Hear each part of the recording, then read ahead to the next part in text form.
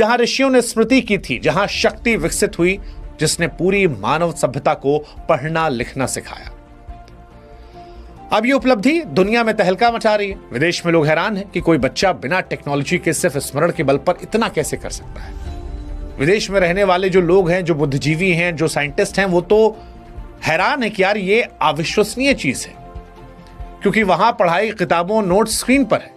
अच्छा, भारत की खूबसूरती भी यही है। भारत में अगर आप गुरु परंपरा को देखेंगे तो गुरु परंपरा में हम ज्यादा लिखते नहीं थे, हम स्मृति पे ध्यान देते थे और आने वाली पीढ़ियों को सिखाते थे।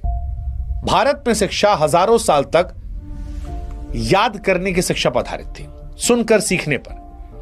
इससे दिमाग की क्षमता कई गुना बढ़ जाती थी, हर छात्र की मेमोरी मजबूत होती थी, दिमाग तेज होता था, सोचने का कौशल गहरा होता था। इसी कारण भारत की पुरानी शिक्षा पद्धति दुनिया में सम्मानित थी और आज वही शक्ति एक 19 साल के लड़के ने फिर साबित। जहां ऋषियों ने स्मृति की थी, जहां शक्ति विकसित हुई, जिसने पूरी मानव सभ्यता को पढ़ना लिखना सिखाया।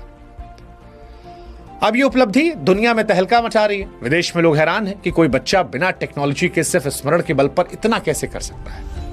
विदेश में रहने वाले जो लोग हैं, जो बुद्धिजीवी हैं, जो साइंटिस्ट हैं, वो तो हैरान है कि यार ये अविश्वसनीय चीज है, क्योंकि वहां पढ़ाई किताबों, नोट स्क्रीन पर है।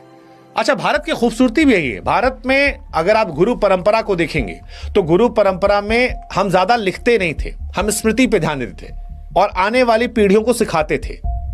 भारत में शिक्षा हजारों साल तक याद करने की शिक्षा पर आधारित थी, सुनकर सीखने पर।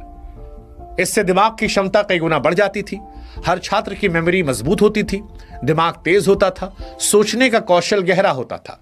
इसी कारण भारत की पुरानी शिक्षा पद्धति दुनिया में सम्मानित थी और आज वही शक्ति एक 19 साल के लड़के ने फिर साबित।